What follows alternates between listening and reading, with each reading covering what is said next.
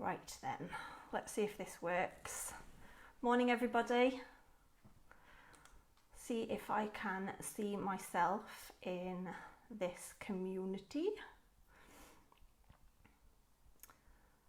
So, can you guys hear me? Yes, good. I'm just trying to find it in the live feed. Just refresh my screen.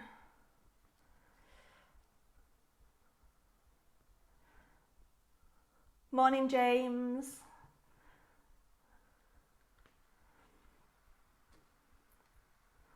Morning, morning. Hi, Ben, how are you?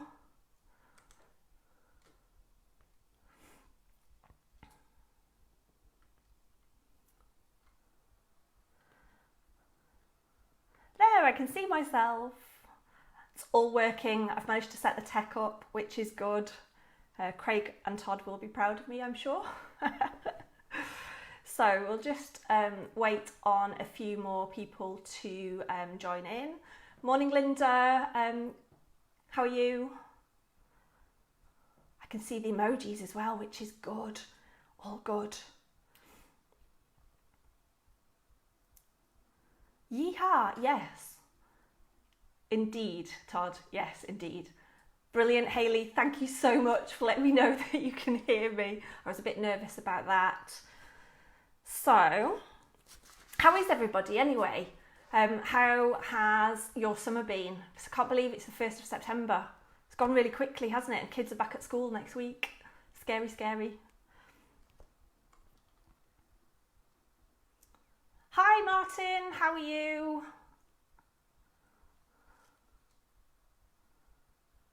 Hi, Paula. Good morning. Good morning, good morning. Oh, September, crazy, crazy.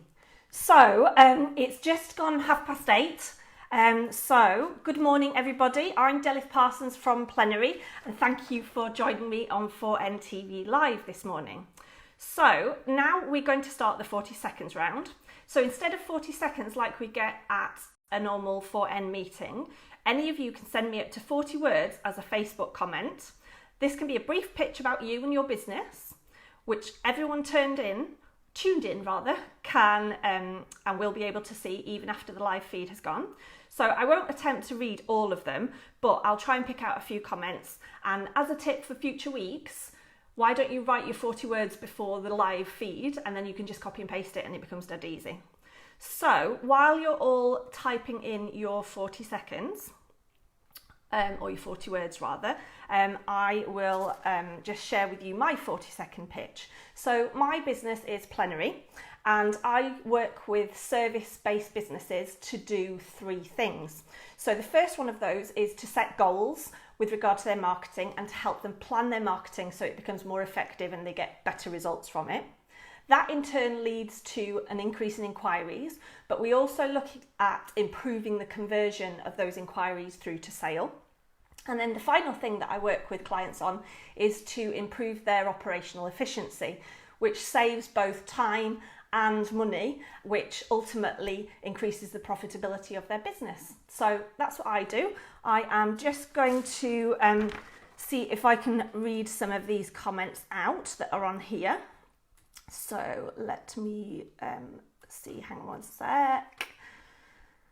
So keep them coming in. So Caroline Kempster, I transform ordinary property owners into super savvy and happy landlords with more time and more income, which is brilliant. Let's see what else we've got here. So I see some more comments. Morning, Duncan. I'm Duncan and I love the sound of my own voice. If you want to know how I can use my voice to empower you to enjoy making positive changes in your life, get in touch. Paula Hardman, I'm Paula and I'm a travel counsellor and I can help you with all your leisure and corporate travel needs, and I'm also a dab at hand at overseas weddings. I've got to read the 4N Husbands 40 words, haven't I? I'm James from Meshi Consultants. I'm an accountant that works with businesses to help them understand their numbers every month. Martin Warrilow, the warrior Warrilow. I scare people, goodness me. Since a work stress related stroke in December 2013, I scare people into understanding the dangers of work stress. That's brilliant. I'm Kerry and I love terms and conditions. Good stuff. And promoting your business. Morning, Craig. Yes, I know Todd, he is an accountant. Who knew, eh? Who knew? And I even gave him his own 40 seconds yesterday at Manchester lunch. Morning, Sarah Higgs. Hello, from Sarah's Bookshop. I help your child's school get new books for free. Ooh, that's interesting. Oh, I've just seen the comments from Todd to Craig. Oh dear, is the only thing I'll say about that. Naughty. Ben, I'm Ben from BJK Entertainment Limited. We help you have a great party. Anything from a children's party to an adult's party, wedding or corporate event. Morning, Tricia. See that Trisha's just joined. And Hayley. I'm a clinical canine massage therapist who also markets Revital You coffee with benefits. Hands on heart, I revitalise your dog and you. Mark Smith. I'm Mark and I'm the only forklift training company in the 4N community. And that's IXO Forklift Training. Brilliant. So, oh, morning Dave Bradburn. How are you? Did you enjoy your holiday? Good stuff. So there's time for a couple more. If you're quick with your 40 words, I can read a couple more before I kick off with my foresight. I'm coming in. Come on, Dave Bradburn, get your 40 words in.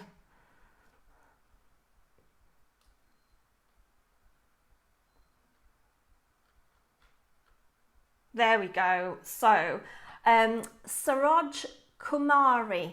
Hiya, my name is Saroj Kumari from Involve Business. I help individuals build businesses through different platforms, promote your product and create e-commerce through workshops and improve mindset as a motivational speaker too. And Dave Bradburn has just said he designs stuff and he does that very, very well. So now it's time for my foresight slot, which just as in 4 networking meetings, it isn't a sales pitch, but an insight into a specialist field, experience or interesting area of my life. My foresight is titled Growing Your Business Without Doing Any Selling. Although I can't see you today, it'd be great to know that you're watching, so please send me comments throughout and keep hitting the like and emoji buttons. And if you can hit share too, I'd really, really appreciate that. So, for those that don't know me, I am a marketer by profession, and I've done that for the last 20 or so years. And marketing campaigns are inherently about generating sales and about topping up your sales funnel with new inquiries or new customers. And it's all about getting new sales from new customers. But the whole thing around sales and doing selling, particularly for businesses and people that are self-employed, it can make you feel really, really nervous. It creates some anxiety about asking people to buy your stuff. And it can feel like it's a dirty thing. So people like Paula Cohen and Claire McTurnan will talk much better than I will about that sales process and support you during that sales cycle. But for me, lots of businesses forget about one of their most important assets, which is their existing clients. And that's a great, great opportunity for you to be able to grow your business with people that you know and have a relationship already. And it means that you don't have to do that whole thing around meeting people that are new to you and that going after kind of cold sales and doing some cold calling or any other techniques that you apply.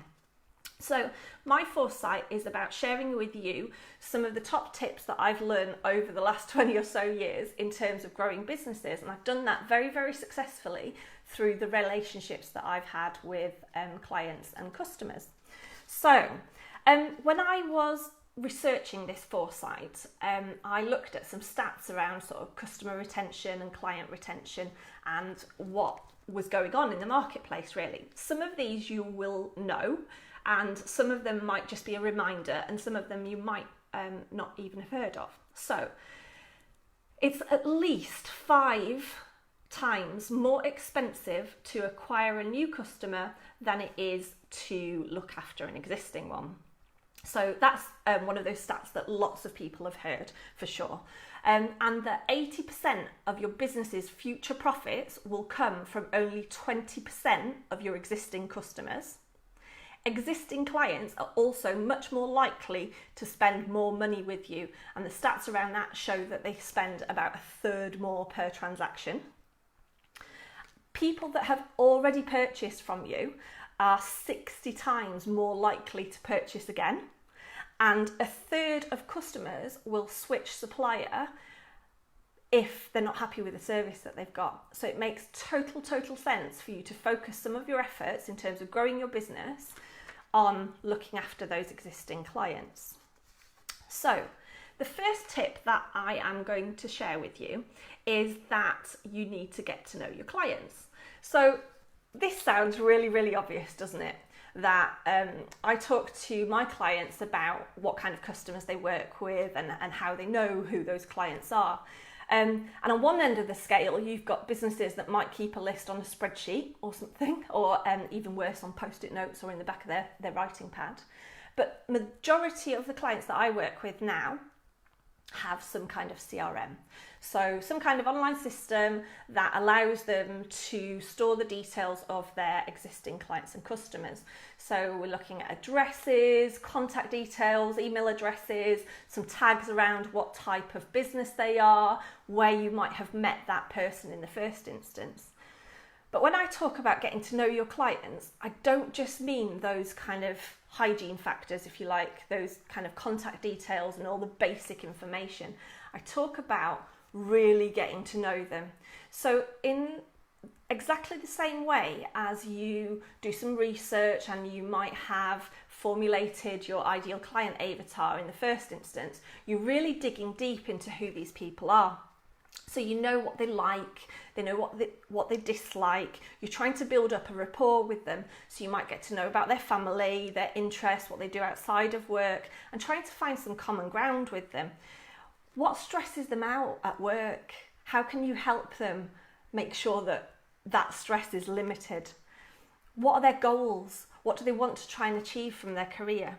And ultimately, how can you make your client look good in front of either their boss or their stakeholders within their business?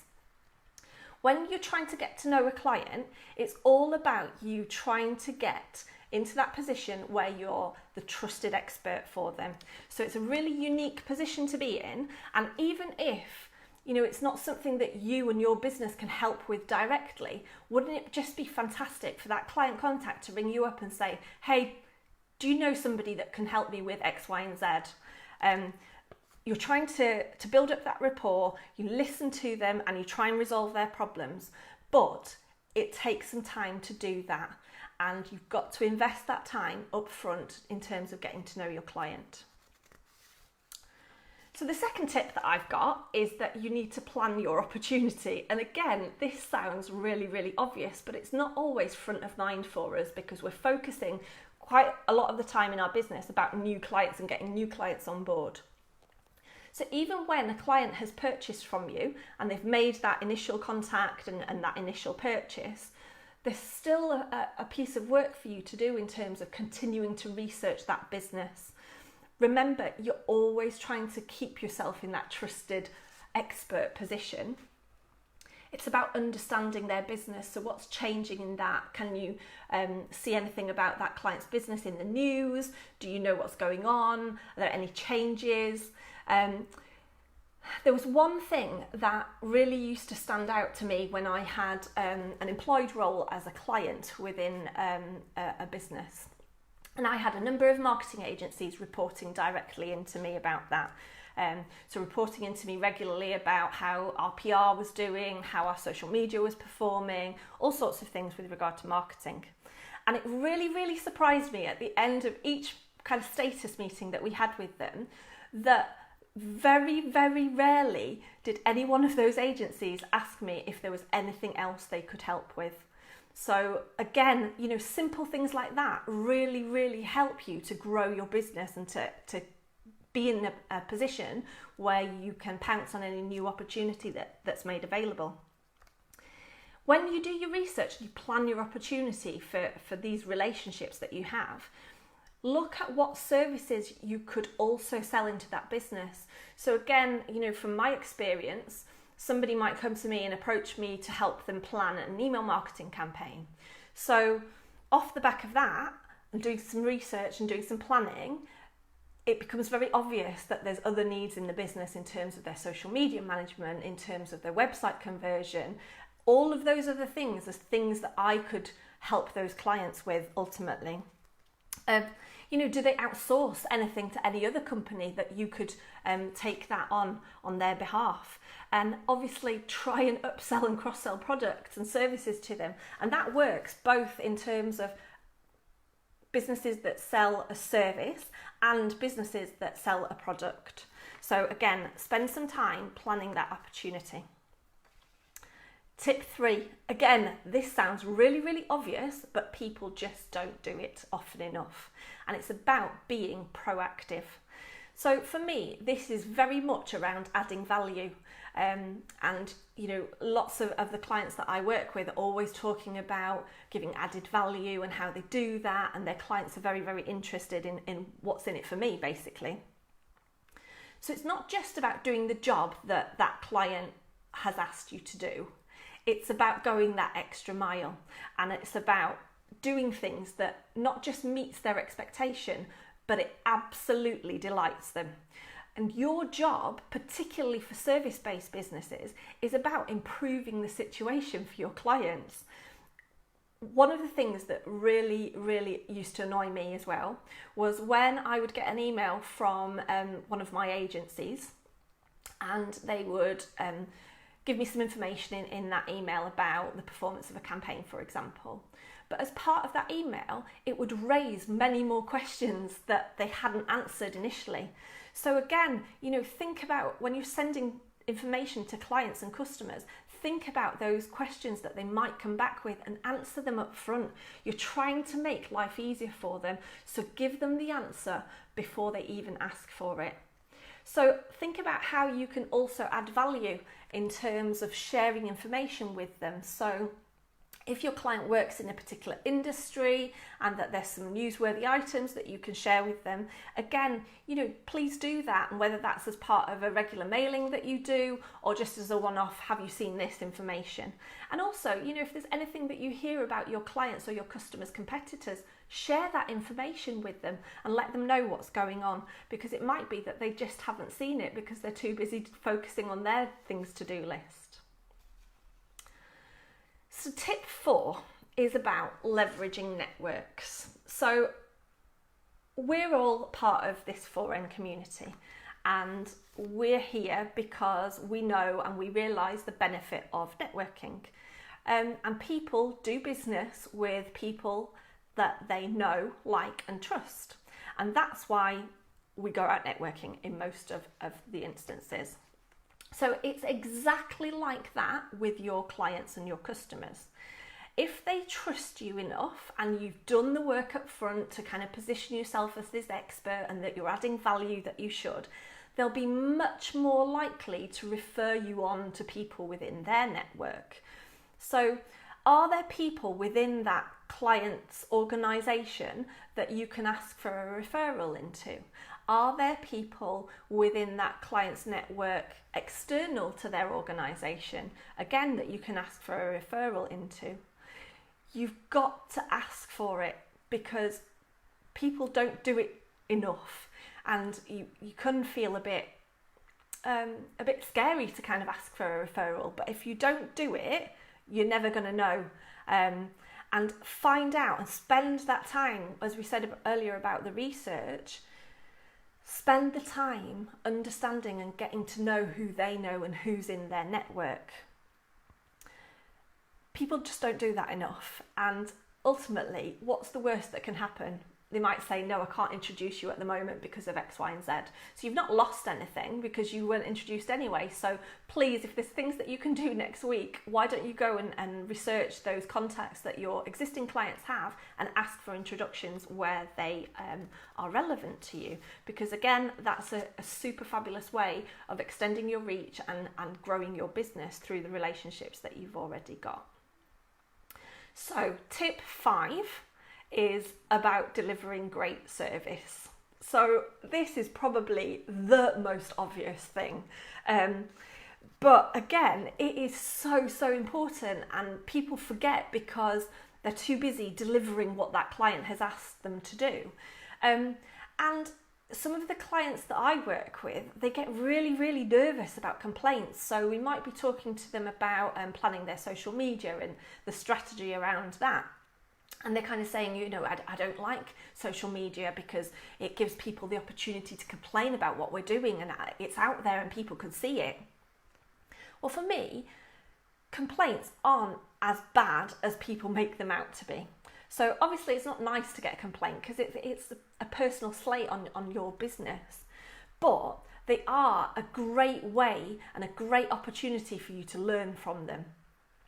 So there are things within that complaint that's highlighted a process, for example, within your business that needs improving. It might be that the client contact or the client communication isn't quite right, or that they didn't know what was going on. So you look at the customer journey. So it always provides some opportunity for you to improve things and learn and improve your business. And 70% of people and clients that complain will do business with you again. And they'll only do business with you though if you've resolved their query or their complaint to the best of your ability and to their satisfaction. So, you know, please don't get too scared about complaints. It's about how you deal with them and how you learn from those complaints. Ultimately, service delivery and that customer experience is where campaigns or clients are kind of won and lost. If you're doing what the client asks you to do, you're not kind of doing anything more, are you? You're just doing what you were paid to do, and it doesn't make you look great in front of the client. You're all right because you've done what you've asked them, or you've done what they've asked you to do, but you've not gone that extra mile. So think of all of the opportunities that you have to do that within your business. Go the extra mile, and absolutely make sure that you don't overpromise to clients and customers. It is absolutely the wrong thing to do. Somebody once told me that when you look at kind of client service and how you deliver on behalf of clients and customers, there were 2 things that they said. So you put your client to bed of an evening, so keeping them informed of what's happened during that day, progress on things, and you wake them up in the morning, so giving them an opportunity to comment on the priorities that you've set for the particular day that you're on. Set expectations with your client, but do your absolute best to exceed those. You're always trying to delight your clients and customers, and please keep them updated with what's going on, because from a client point of view, it makes them really nervous and anxious when they don't know what's going on with their particular project. So again, tip 5, delivering great service. Sounds really obvious, but it's really easy to forget. So as a bonus tip, I wouldn't be true to my own profession if I didn't remind you about using your marketing toolkit. So when people look at marketing, again, as we said earlier, it's about generating new clients and new customers and new inquiries and topping up that sales funnel. But your marketing still should appeal to your existing clients and customers, because it reminds them of what a great decision they've made to choose you as their supplier or their partner agency. So think about those opportunities through your PR, through your social media, through your blogging, all of the things that you do to market your business. Again, remind them of why they made that great purchase in the first instance. So just before I finish off with this foresight, I'll leave you with a thought that actually was quite a scary thought for me when I read it, that less than a fifth of businesses in the UK have some kind of focus on client retention. So having some kind of plan or some kind of strategy around client retention and how you do that and how you manage that within your business will absolutely set you apart from your competitors. And it's just a brilliant way of you being able to grow your business without sort of worrying unnecessarily about those cold sales and about getting new customers and new inquiries in. So I hope that's helped, and hope some of those tips are things that you can take into business next week, and it just kind of brings it into the forefront of your mind, really. So that's about it for my foresight. So thank you for watching my foresight. It's great to see all the comments that were coming in, and I've not had a chance obviously to look at those properly yet, but I will respond on the feed to any of those comments and questions that have been raised.